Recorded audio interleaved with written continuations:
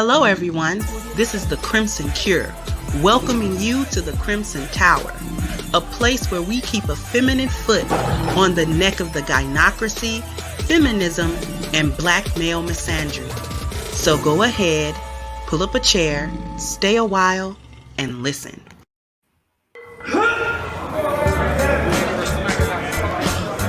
When I'm training for professional competitions, men and women always ask me for advice. To women, I say push yourself harder than you ever have before and go beyond your comfort zone. Focus on your goals. Men, if I am willing to push myself to become Mr. Olympia in 2022, then I only have one thing to say to you. Bring your A game. Here we go again.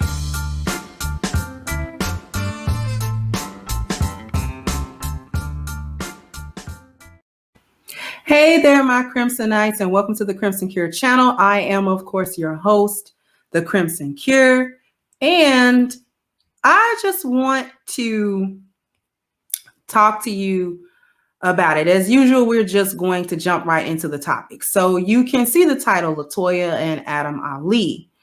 And for those of you who do not know, because will have subscribers that don't know who these people are, Latoya Ali is the newest cast member of The Real Housewives of Atlanta.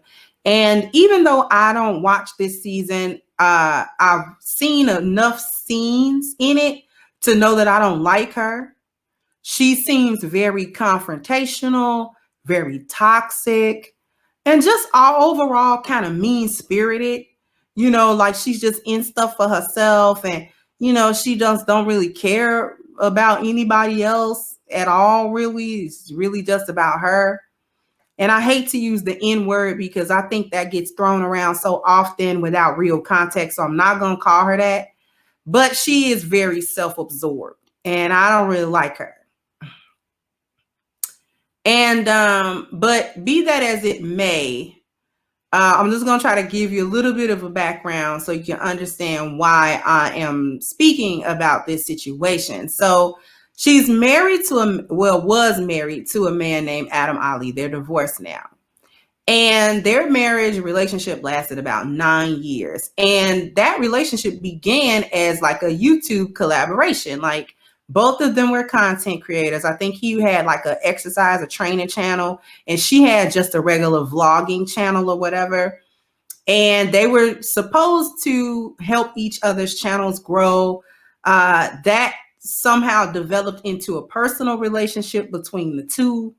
But it was always a mix of like business and pleasure. It was, to be honest with you, it was a relationship for clout. It was a supposedly mutually beneficial arrangement that ended up as a marriage, and which 3 children were produced in it, but it was always fraught with a lot of issues. One of the main issues was Latoya's infidelity, her consistent infidelity within it, and her admission to that point. And them just having been together pretty much, especially in the beginning, out of convenience. I guess it was mutually beneficial financially, maybe as far as clout-wise, and all of these sorts of things. And so now, after 9 years, the marriage has dissolved. There's been a lot of hurt, a lot of betrayal, a lot of infidelity on her part. And I think one of the last things was that he didn't want to be on a reality show. I think at some point her husband actually came to want the family rather than the appearance of the family. And I don't think she ever really wanted that. And matter of fact, I was watching a recent interview with her, and one of the things that she said was that this was always business for her. It always felt like a business partnership to her. And so what this does is bring up something that I wanted to talk to the ladies about. First of all, a lot of ladies, and sometimes we don't pay attention to this, ladies, but a lot of ladies will have a relationship for clout. There will not be any emotional connection there or any true connection with that man for any reason other than what she can really get out of him. Now, in some arrangements such as this, it was like mutually beneficial. She was like the talent or whatever, and he ended up fading back in the background away from like his training videos and all that kind of stuff. And, you know, they were making money and all of that sort of thing and representing Black love and what a couple is supposed to look like and how they're supposed to operate in a marriage. When the reality was their marriage was never really connected emotionally. It really was, for all intents and purposes, a business relationship where emotions somehow got caught up in that, but not in a good way and not in a healthy way. So a lot of ladies are having relationships for clout. Getting married just to say that somebody wedded them, but not taking the marriage seriously or taking any of the vows seriously. They're not really living by it.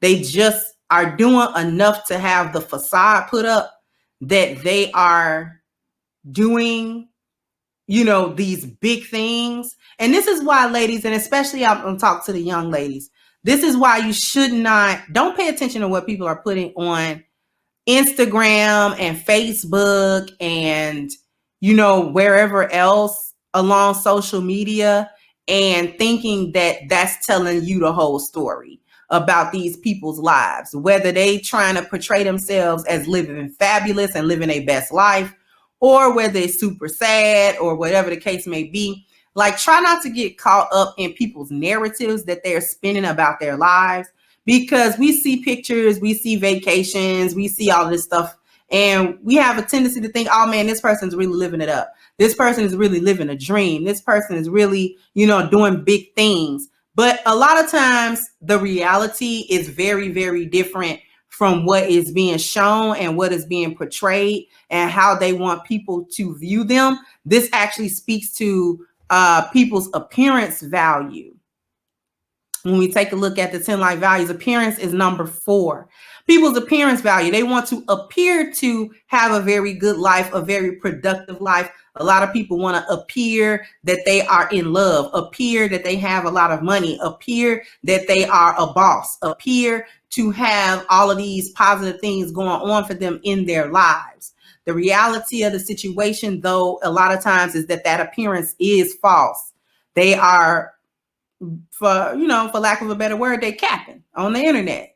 They're trying to get the world to perceive them a certain type of way when they know full well that that's not the truth and that's not the reality that they actually live in. And so, young ladies, we have to be careful about assuming things from people over the internet, because we don't know the truth, especially if we don't know those people offline. Then we really don't have anything to go on to say whether or not these people are actually portraying the reality of their lives in a truthful way. Most of the time, they are not. So patterning yourself after, people that's YouTube famous or Instagram famous or whatever, or even reality show famous like Miss Latoya has worked her way up to be. These are not people that we necessarily need to start patterning ourselves after. Okay. Because a lot of times it's just fake and it's just false and there's nothing real there. There's nothing of any substance there. A lot of times these people's lives are falling apart before their eyes, and they're trying really, really hard to make it seem like their lives are not falling apart in front of everybody else. And so, getting back to her relationship with Adam, it was really based on just what we can kind of maybe get out of each other. And unfortunately, children were birthed into like a loveless type of relationship where the two people weren't really connected on any type of deep or spiritual or emotional level. And it actually brought me to something that I want to discuss with the ladies about how women see men the 4 main ways that women actually see men. So I'm going to share my screen with you, and I'm going to show you a chart. And y'all know how I am with these charts. But I want to show you this chart. And I'm going to read this chart to you, not everything just, right now, but I kind of want to give you an idea of what you're looking at. So this chart is how women see men, a female mindset. And it says, based on pair bonding of the human species, women are vessels, men are conduits. Women are the gatekeepers of sex, while men are the gatekeepers of relationships. When accepting a potential mate's advances or positioning herself to be chosen by a man, this is her mindset or how she sees her mate. So we're going to work from the smallest percentage to the largest percentage. So I'm going to start here. This man is my leader. There's only about 5% of women, give or take. And it says, I was taught to worship my creator, then my father, then my husband. I honor and respect through submission and followership, his vision and his authority. He protects, problem solves, provides, and procreates. There is a support system set up between us. He's the head of our home. I see my primary role as his helpmeet. The average results of this relationship is he'll marry her. He's the leader. She has overcome her nature. We both are at 100% and are empowered to give 100% of who we are mentally. Happy, positive, sound relationship works through life changes. Peace at home, progress, growth, and development. They value family, teamwork, and vision accomplishment. Bond closeness, loving friendship. Does it conform to gynocentric society? No.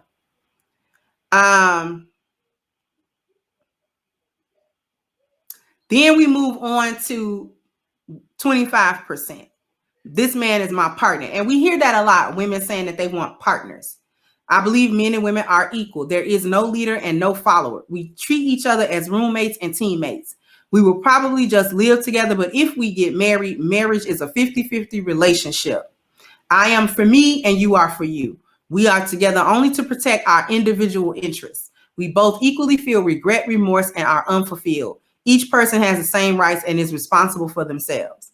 The average result of this relationship, this is the most popular solution in our society and more accepted over a traditional marriage.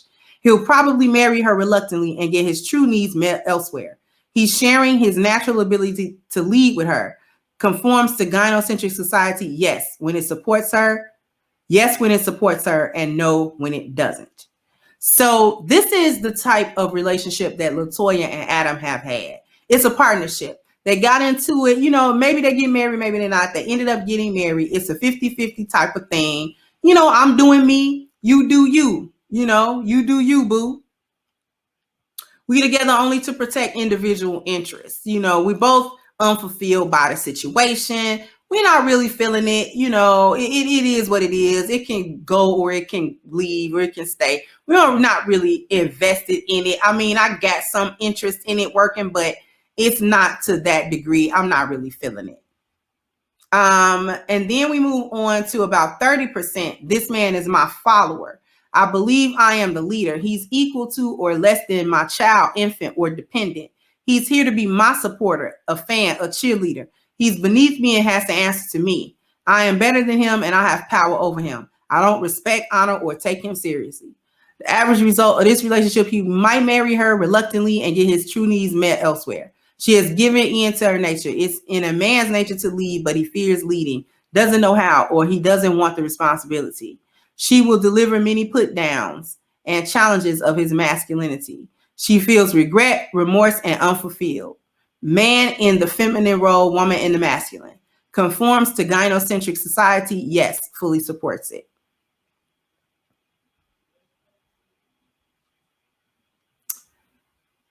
And it says, this man is my opponent, 40%. I believe he is my competition. I am indifferent and in opposition to him. I see him not as a person, but as an object. I challenge and question him. He's my enemy, but a tool I use, a necessary evil I deal with to get what I need: money, sex, kids, a home, protection, marriage status. I don't put anything past him. He has and deserves no rights to me or anything that I don't give consent. The average result of this relationship is arguments, fights, harsh language, a frenemy. The ultimate goal of a feminist, watchdog, beta, she labels him. She sees him as an abuser, a R person, a cheater, not a good man. She feels regret, remorse, and unfulfilled. Yes, it conforms to gynocentric society. They probably won't get married. So when we take a look, Latoya is a blend between partner and he's supposed to be my follower. Because I do think that she felt she was better than him. And I don't think that she respected to take him seriously. And he was supposed to be her cheerleader. Okay. In both these situations, a marriage is possible, which we know that in her situation, a marriage did happen. And it lasted, for what it's worth, for about 9 unfortunate, unfulfilling years for them. Because they just didn't like it. They just didn't like being together. And this is something that we really need to discuss among women. Having these relationships for clout. Having the, she had a whole relationship and 3 children for clout. Like, we have to think about that. She birthed children into this world. And she spent the better part of a decade in a relationship that she didn't even really want.